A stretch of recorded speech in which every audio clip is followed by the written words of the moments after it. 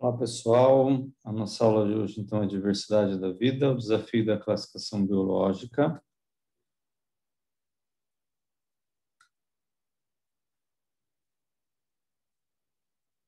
As habilidades são escrever e reconhecer nomes científicos, reconhecer as características taxonômicas utilizadas na classificação dos seres vivos. A gente começa, então, com essa imagem, analisando, percebendo o quanto tem de diversidade biológica nela, né? Então, aí, tempinho para que vocês possam observar nas características dos seres vivos que nela se encontra,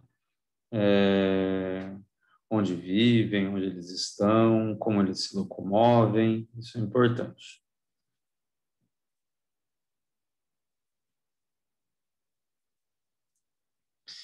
Então, essa imagem leva a gente a refletir o que seria biodiversidade. Vamos lá, então. Na biodiversidade, de acordo com a Wikipédia, biodiversidade ou diversidade biológica pode ser definida como a variabilidade entre os seres vivos de todas as origens, a terrestre, a marinha e outros ecossistemas aquáticos, e os complexos ecológicos dos quais fazem parte.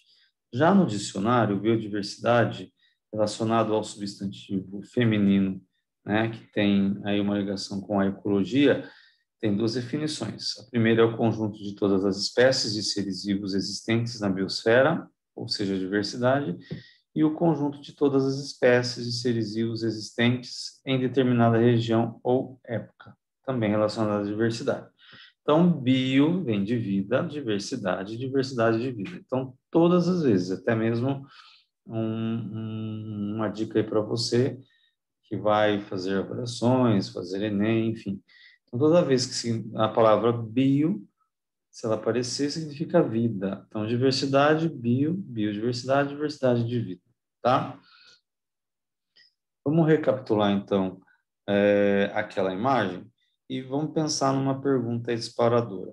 Se há uma variedade imensa de ser vivo, como que a gente faz para classificar todos eles, né?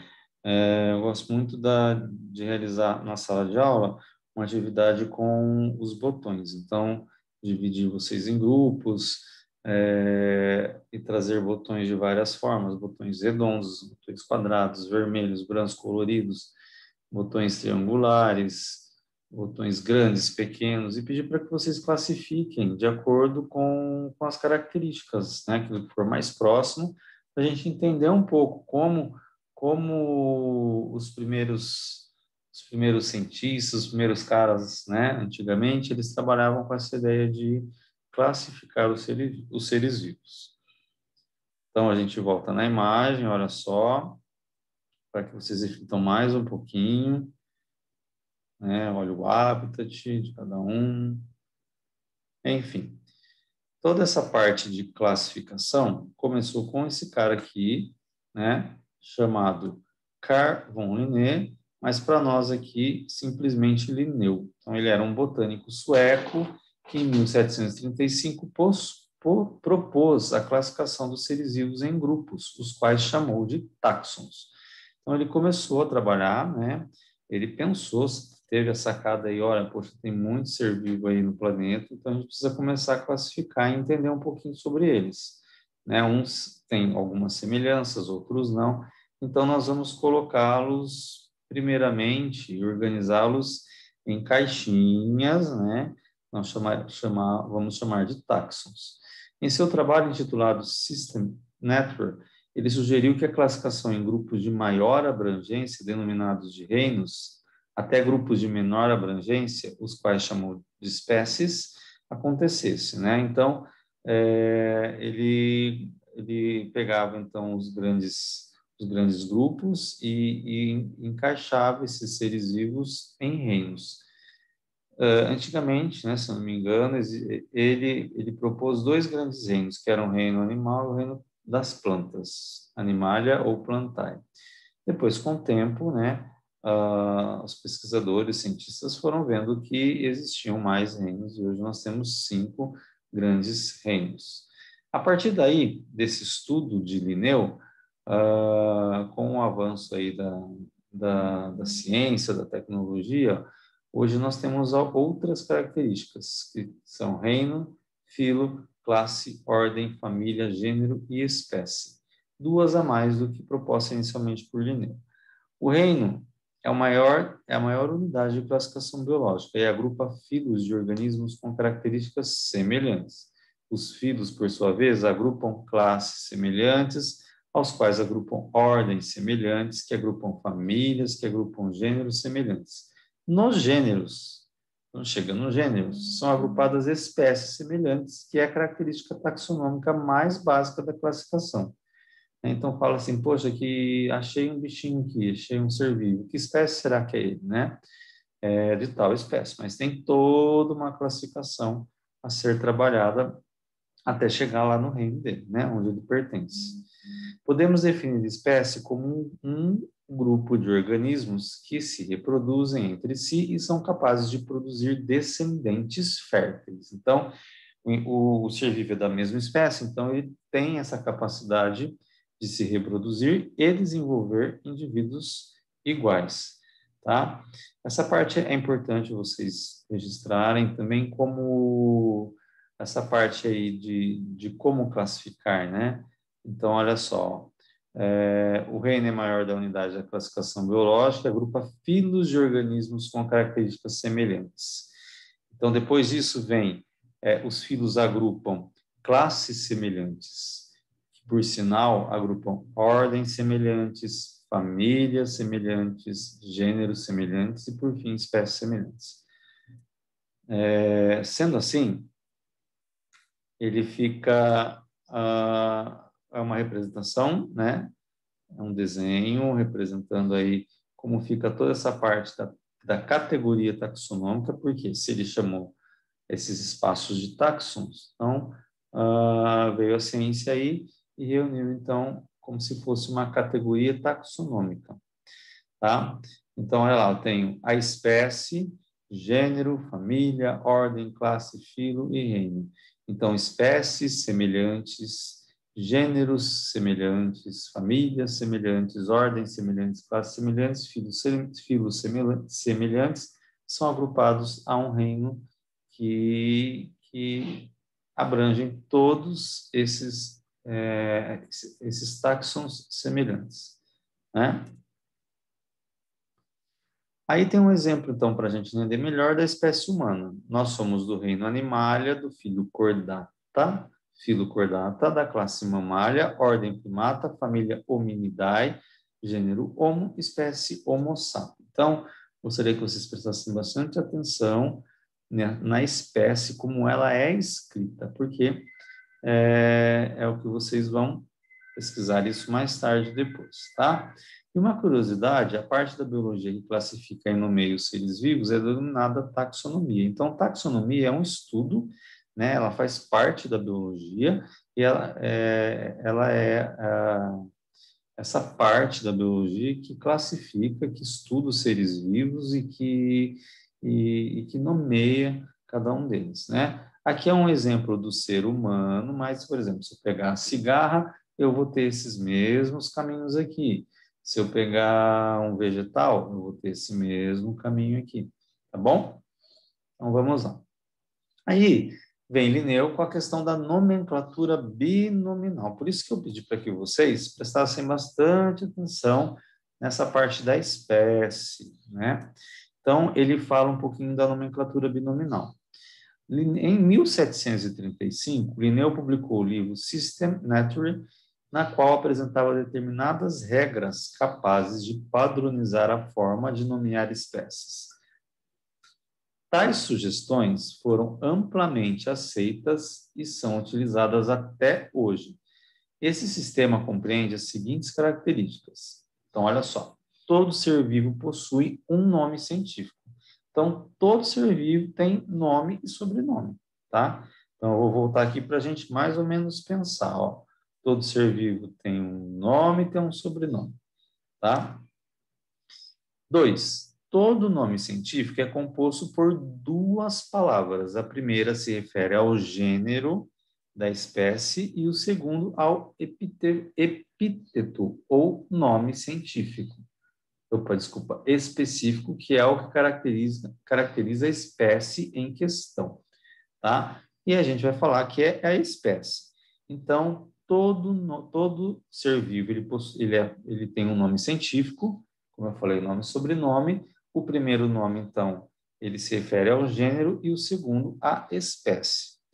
O epíteto, ou espécie específico, pode se referir a uma característica própria daquele indivíduo, como sua localização, organização corporal, dentre outros, ou mesmo uma homenagem a algum cientista ou personagem, etc. Então, vamos supor que eu sou um cientista, descobri um ser vivo novo, eu posso usar na espécie um sobrenome meu, né, ou uma parte de um nome meu, para dar um nome a esse ser vivo. Os nomes científicos, quando escritos, devem estar destacados em itálico, que é aquela letrinha caída. Em casos em que os nomes estejam sendo redigidos à mão, ou em outras situações nas quais utilizar o itálico se apresenta inviável, tais nomenclaturas devem estar grifadas. Então, quando vocês forem fazer uma atividade à mão no caderno de vocês, vocês deverão grifar embaixo o nome científico do ser vivo. Se estiver digitando no computador, né, no seu celular, você vai usar a letrinha itálica, tá bom? Para destacar esse nome do texto. A primeira letra do nome científico, olha só, deve estar apresentada em maiúscula e a primeira letra do epíteto específico, ou seja, da espécie, em minúscula. Então, vamos voltar lá no Homo sapiens. Ó, primeira letra maiúscula e segunda letra minúscula, tá? A partir da segunda vez que se escreve o nome da determinada espécie, o gênero pode se apresentar abreviado. Exemplo, cachorro, que é o Canis familiaris. Então, por exemplo, eu estou escrevendo um texto, primeiro eu coloco ele de forma completa, né, que é o Canis familiaris. Segunda vez eu posso abreviar o gênero dele, colocando um Czinho e colocando familiares, tá bom? Isso se eu estiver escrevendo um artigo. Em algumas situações, quando o cientista não conseguiu ainda identificar a que espécie um determinado indivíduo pertence, ou quando não é de interesse que esse seja explicado, ele utiliza após o nome do gênero o termo SP, na zoologia, ou SPEC, na botânica. Zoologia são os animais, botânica são os vegetais. Então, se ele não conseguiu ainda identificar a espécie, ele vai colocar lá ponto, SP ponto, né? Ou SPEC, se for na botânica. Tanto um quanto o outro não devem ser colocados em itálico ou mesmo sublinhados e devem estar acompanhados de um ponto final. Olha um exemplo aí, ó. Ips boas, SP. Então, SP faz parte da zoologia, que é um animal. Então, no caso, a perereca pertencente ao gênero Ipsoboas. Ipsoboas goianos, né? Outra perereca de pijama aí. Observação: há casos em que indivíduos são ainda divididos em subespécies, como é o caso das tartarugas gigantes de Galápagos, né?